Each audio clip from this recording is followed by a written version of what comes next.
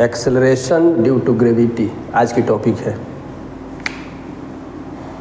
ध्यान दीजिए।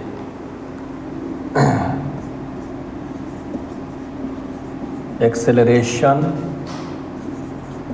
Due to gravity, this is today's topic. ठीक है, denoted by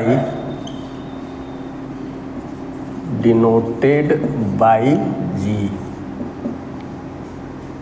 इसको डिनोट करते हैं स्मॉल जी से। इसकी वैल्यू कितनी होती है? Value of ji 9.8 metre per second square. कभी कभी क्या करता है ना कि न्यूमेरिकल्स में जी का मान ले लेगा 10, कह देगा क्वेश्चन में take g equal to 10 metre per second square. ठीक है, इसको लिख लीजिए।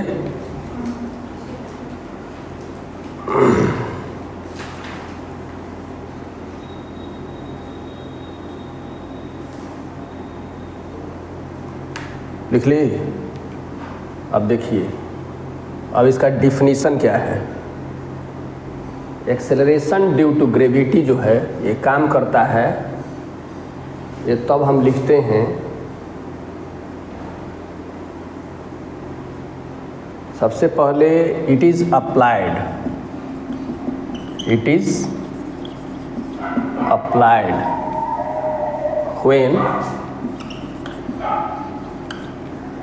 when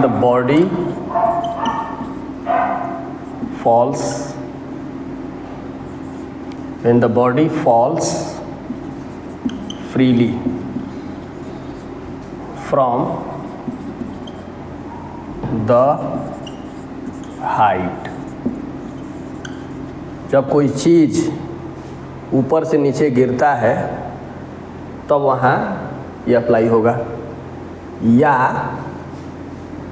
और when we throw something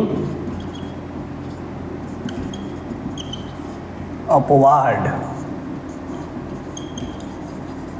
to the sky,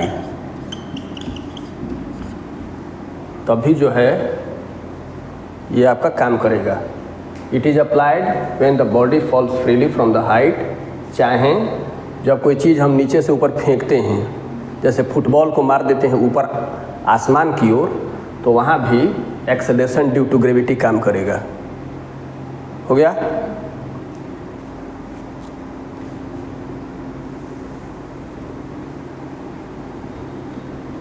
The value of G is positive। G का मान पॉजिटिव होगा। कब होगा? फॉल्स फ्रीली, जब कोई चीज़ फॉल्स फ्रीली, जब कोई चीज़ ऊपर से नीचे गिरेगा। वैल्यू ऑफ जी बराबर हो जाएगा negative vertically upward motion.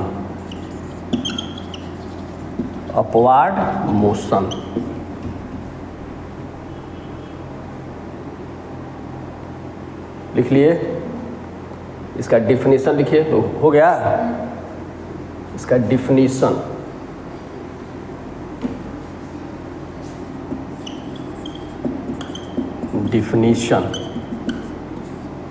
when, लिखिए, when a body falls freely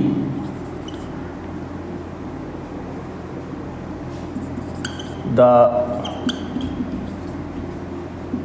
acceleration, when a body falls freely the acceleration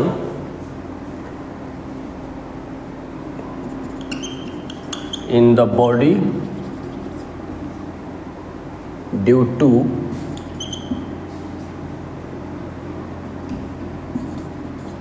due to gravitational pull of the earth is called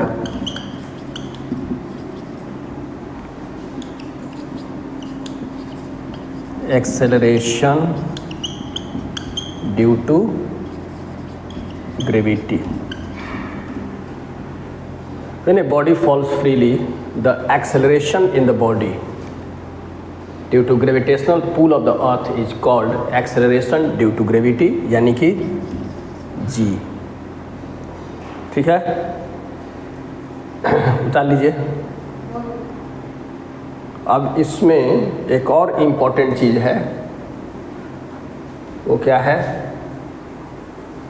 note में लिखिए, नोट में, note note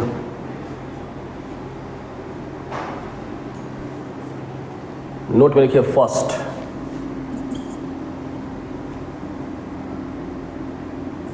G does not depend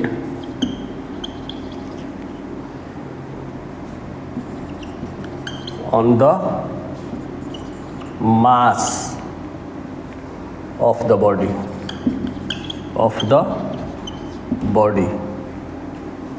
number 2 लिखिए,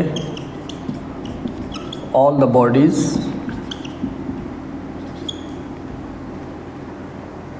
bodies whether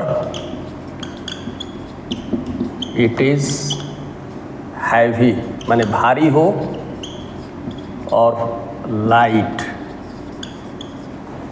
all the bodies whether it is heavy or light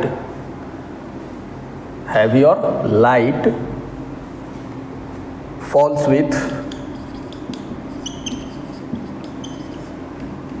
with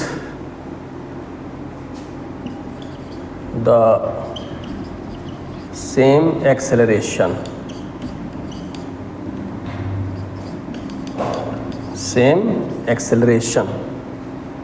towards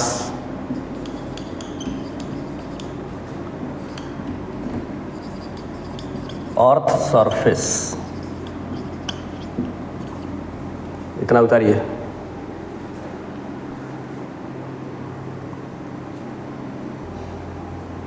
number 3, note का number 3।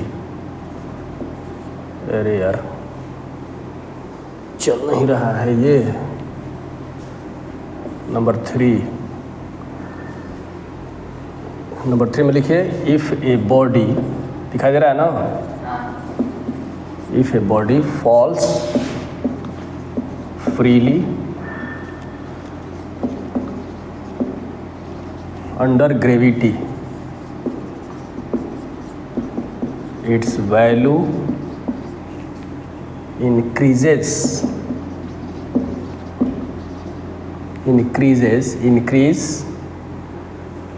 with the rate of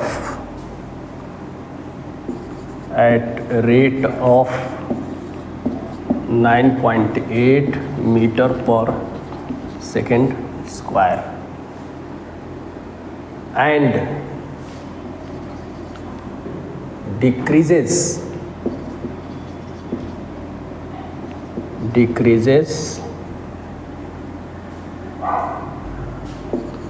at a rate of 9.8 meter per second square when throwing upward.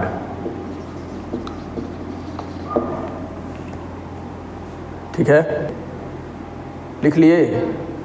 Note number 4 में लिखिए, note number 4 मिटा दें। Note number 4, value of G varies from place to place, इसका क्या मतलब हुआ? कि value of G is maximum at poles of the earth and minimum at equator.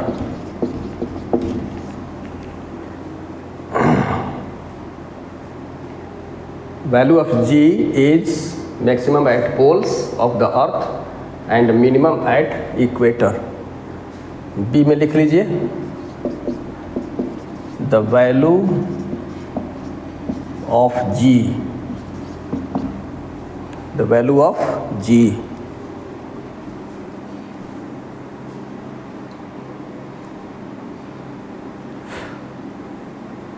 the value of G decrease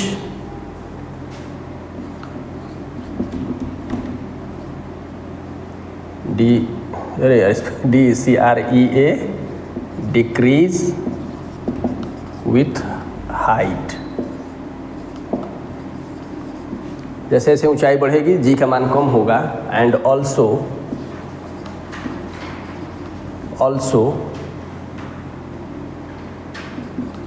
the depth from the earth surface. इतना उतार लीजिए.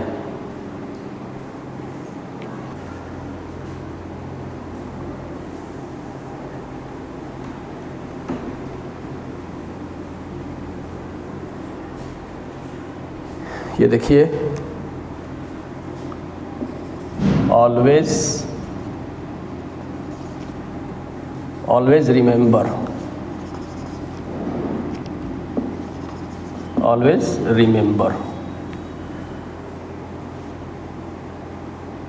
ये important है, इसको हमेशा याद रखिए, है ना. फर्स्ट में while free fall initial velocity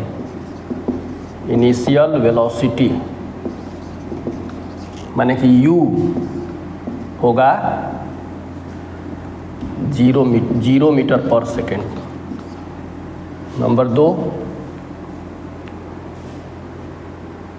while throwing upward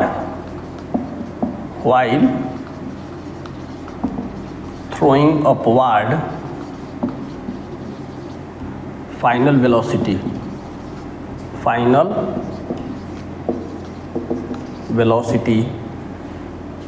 v is equal to 0 metre per second. ये दोनों जो है कभी बच्चे जो है इसमें कंफ्यूजन हो जाते हैं. हो गया, उतार लिए. एक equation of first equation of the motion,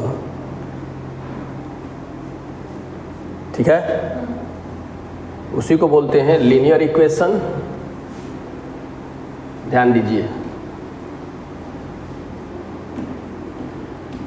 v equal to u plus AT, ठीक है. v बराबर u प्लस AT. अगर फ्री फॉल है तो यहाँ u का मान क्या हो जाएगा, 0, ठीक है.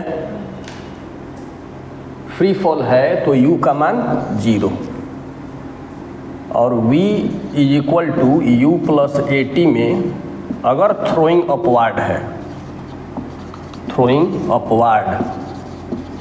अपवार्ड मोशन है तो यहाँ v का मान हो जाएगा 0 मीटर पर सेकेंड. अभी कैसे होगा इसको हम लोग देखेंगे. अभी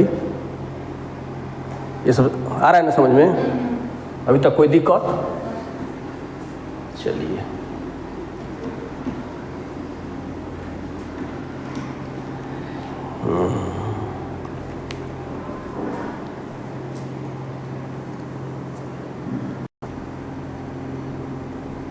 हो गया. लेकिन आवाज़ नहीं आया। Okay children, see here, while free fall, while free fall, free fall, इसका मतलब समझिए, बाद में लिखिएगा। देखिए, अगर मान लीजिए कि ये जो है यहाँ से कोई चीज़ नीचे गिरेगा टू द ग्राउंड, ठीक है, और ये मान लीजिए कि ये आपके घर की छत है, ये छत पे एक ईंट रखा हुआ है, ठीक है ना। ईंट को हम नीचे जैसे जैसे गिराएंगे तो ये बीच में कुछ हाइट हो जाएगी, ये हाइट हो जाएगा वर्टिकली, सॉरी फ्री फॉल, नीचे गिरेगा। ये ईंट जो है नीचे गिरना शुरू करेगा, ठीक है ना। तो जैसे जैसे ये गिरेगा नीचे, इसकी स्पीड बढ़ती जाएगी और धड़ाम से नीचे गिर जाएगा। जैसे हम छत पे गए, ईंटा वहाँ से गिरा दिए, ईंटा अगर किसी के सिर पे अगर गिर गया तो दिक्कत हो जाएगी, सिर फट सकता है। और क्योंकि कपड़े पर गिर गई ईंटा वह नहीं फट जाएगा सिर, इसलिए फट जाएगा ना कि ये बहुत तेज़ी से नीचे गिरा है। ग्राउंड तक आने में इसकी स्पीड बहुत ज़्यादा हो जाएगी। अब आप ये सोच लीजिए कि एक आदमी था ना जिसने स्पेस से छलांग लगा दिया था, है ना। उसकी स्पीड हो गई थी, हमको लग रहा है कि हज़ार किलोमीटर पर सेकंड में, वो लगभग 4 मिनट कुछ लगा था उसकी स्पीड, मतलब अर्थ पे गिरने में उसको। ये वैज्ञानिकों ने मैंने एक तरह से फ्री फॉल में उसका एक्सपेरिमेंट किया था। वो कोई वैज्ञानिक था जो स्पेस से छलांग लगा दिया था। तो जैसे ही ब्रिक ईंटा जो है नीचे गिरेगा ज़मीन पे, इसकी स्पीड जो है बढ़ने लगती है हर सेकंड में 9.8 मीटर। तो यहाँ देखिए, अगर हम यहाँ लिखेंगे कि v इक्वल टू, ये चल नहीं रहा है यार, v equal to u plus AT, ठीक है। यहाँ देखिए ध्यान से, starting from rest, starting from rest, ठीक है। ये ऊपर से नीचे गिरेगा तो यहाँ u का मान हो जाएगा 0 मीटर पर सेकेंड, ठीक है। अगर मान लीजिए कि हम टाइम लेते हैं, पर सेकेंड टाइम लेंगे, टाइम हम ले लेते हैं मान लीजिए 1 सेकेंड में, फिर 2 सेकेंड में, फिर 3 सेकेंड में, फिर 4 सेकेंड में, और ये and so on, and so on, ऐसे ही ये बढ़ता रहेगा, ठीक है। तो 1 सेकेंड में इसकी स्पीड क्या हो जाएगी, v is equal to u plus AT, तो v is equal to u 0 है, प्लस 9.8 में 1 से मल्टीप्लाई करिए। यहाँ देखो पहले, बाद में लिखना, मल्टीप्लाई करेंगे, ये हो जाएगा 9.8 मीटर पर सेकेंड। अगर t का मान हम लेते हैं, मान लीजिए t बराबर 2 सेकेंड, तो 0 प्लस 9.8 इंटू 2, ये कितना हो जाएगा, 2 8 16, 19.6 मीटर पर सेकेंड। v का मान, अगर t का मान 3 सेकेंड लेंगी तो 0 प्लस 9.8 में 3 से मल्टीप्लाई करिए, 3 8 24 के 4, 29.4 मीटर पर सेकेंड। देखिए धीरे धीरे अगर 0 से शुरू करेंगे तो धीरे धीरे इसकी स्पीड जो है बढ़ रही है। 9.8 मीटर जो है, ऐसे ही ये चलेगा, and so on, and so on. इतना लिख लीजिए। when देखिए सेकेंड टॉपिक में, when the motion is vertically upward, when the motion is vertically upward, तो v बराबर हो जाएगा v equal to 0 metre per second, है ना। यहाँ देखो भैया, है ना, let take u equal to 49 metre per second, ठीक है। यानी कि गोइंग अपवार्ड में जब कोई चीज़ हम जैसे फुटबॉल को मार दिए, ऊपर की ओर मारेंगे, तो जैसे जैसे फुटबॉल ऊपर जाएगा, ड्यू टू ग्रेविटेशनल पुल बताए थे अभी, माने वहाँ ग्रेविटेशनल पुल के कारण माने जी के कारण जो है उसकी स्पीड धीरे धीरे डिक्रीज होगी। तो उसमें ए का मान क्या हो जाएगा? निगेटिव, यानी एक्सेलरेशन जो है ए इक्वल टू निगेटिव हो जाएगा, रिटार्डेशन होने लगता है। और जब वो एक अपने लिमिट हाइट पे जब ऑब्जेक्ट पहुंच जाएगा, मतलब ये ऊपर जा रहा है ग्राउंड से ऑब्जेक्ट जो है यहाँ था, मान लीजिए अब ये ऊपर जाएगा कुछ दूरी तय करके, फिर ये नीचे गिरना शुरू करता है। लेकिन हम बात कर रहे हैं कि when the motion is vertically upward, motion जब ऊपर की ओर जाएगा तो यहाँ पे जब ऊपर जाएगा तो v की वैल्यू हो जाएगा 0 लेते हैं, और u का मान लीजिए कि हम लिए हैं 49 मीटर पर सेकेंड। तो फार्मूला अप्लाई करिए कि v is equal to u plus a t. यहाँ a बराबर हो जाएगा निगेटिव में, तो अगर if t equal to 1 second, उतार लिए, t का मान लीजिए कि 1 सेकेंड है, तो देखिए उसकी स्पीड तो क्या हो जाएगा, ये v is equal to u plus a t. तो ये हो जाएगा v इज इक्वल टू क्या हो जाएगा, u प्लस ए टी, तो v is equal to 0।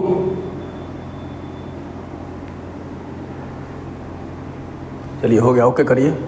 v is equal to इतना है, तो v is equal to 49 plus 9.8, ये माइनस में रहेगा, इंटू 1। ठीक है, तो फाइनल वेलोसिटी जो होगी वो तो 0 होगी। 0 होने तक हम कैलकुलेट करेंगे कितना से कम हो रहा है, ये कितना से कम होगा। और जब इसकी फाइनल वेलोसिटी थ्रोइंग अपवार्ड में 0 जब हो जाएगी तो ऑब्जेक्ट फिर नीचे की ओर गिरना शुरू होगा। लेकिन बीचों में फाइनल वेलोसिटी क्या था, इस पॉइंट पे हर एक पॉइंट पर ये 9.8 मीटर पर सेकेंड स्क्वायर से जो एक्सेलरेशन है वो कम होने लगता है, यानी कि मोशन में इतनी की कमी होगी।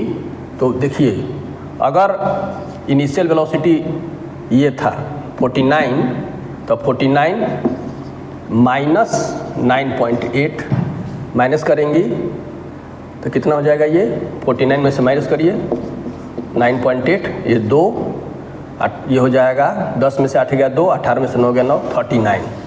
यहाँ फाइनल वेलोसिटी हो जाएगा 39.2 मीटर पर सेकेंड, माने 1 सेकेंड में देखिए वेलोसिटी जो है कम हो गई, फाइनल वेलोसिटी 9.8 कम हो गई।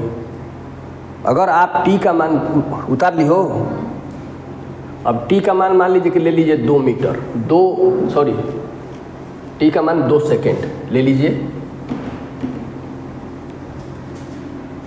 t बराबर 2 सेकेंड, तो v is equal to u plus a t, तो v is equal to 49 plus minus 9.8 में 2 से मल्टीप्लाई कर दीजिए, 49 माइनस 2 8 16, 19.6, ये हो जाएगा, माइनस करिए 49, 19.6, 10 में से 6 हो गया 4, 18 में से 9 गया 9, ये हो जाएगा 29, क्या हो जाएगा 29.4 मीटर पर सेकेंड। स्पीड जो है फाइनल वेलोसिटी देखिए कम हो गया। फिर अगर हम t का मान लेंगे 4 सेकेंड, तो धीरे धीरे इसकी स्पीड कम होने लगती है, यानी कि v बराबर u प्लस ए टी में t बराबर 3 सेकेंड ले लीजिए, मान लीजिए, तो v is equal to 49 plus minus 9.8 into 3, 49 माइनस 3 8 24 के 4, हाथ लगल 2, 29.4 माइनस कर दीजिए 29.4, 10 में से 4 गया 6, 18 में से 9 गया 9, 19.6, ये फाइनल वेलोसिटी क्या हो जाएगा 19.6 मीटर पर।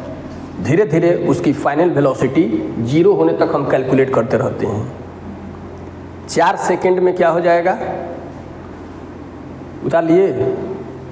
अब t का मान अगर 4 सेकेंड लोगे तो अब देखो क्या हो रहा है, t बराबर 4 सेकेंड, तो v equal to 49 plus minus 9.8 into 4, ये क्या हो जाएगा 49 माइनस 4 8 32 के 2 हाथ लगल 3, 4 9 27 और 3 30, 4 8 32 के 2, 4 अरे यार गलत हो गया, मल्टीप्लाई सही है, v बराबर u प्लस 80, तो 49 प्लस 9.8 माइनस इंटू 4, 4 8 32 के 2 हाथ लगल 3, 4 9 36 3 39, 49.0 39.2, 10 में से 2 गया 8, 18 में से 9 गया 9, 9.8 आ गया, v की वैल्यू हो जाएगी 9.8 मीटर पर सेकेंड। ठीक है, t बराबर अगर आप लेंगी 5 सेकेंड, t बराबर 5 सेकेंड, नहीं तो ये जो है 5 सेकेंड लेके देखिए, तो v is equal to u plus 80, तो v is equal to 49 plus minus 9.8 into 5। ठीक है, मल्टीप्लाई करिए, 49 माइनस 5 8 40 के 0 हाथ लगल 4, 5 45 4 49, ये क्या हो जाएगा 0 मीटर पर सेकेंड। ये आपका है फाइनल वेलोसिटी। 5वें सेकेंड में फाइनल वेलोसिटी क्या हो गया 0 हो गया, यानी कि गोइंग अपवार्ड में फाइनल वेलोसिटी हमेशा 0 होने तक ऊपर जाता रहेगा। जैसे ही फाइनल वेलोसिटी 0 हो जाता है, अब ऑब्जेक्ट जो है नीचे की ओर गिरना शुरू करेगी। तो फ्री फॉल में एक बार फिर रिमाइंड करा दे रहा हूँ, फ्री फॉल में इनिशियल वेलोसिटी 0 होगा और फाइनल वेलोसिटी हम कैलकुलेट करते हैं फ्री फॉल में u बराबर 0 मीटर पर सेकेंड, तो v का मान क्या हो जाएगा कैलकुलेट, गोइंग अपवार्ड,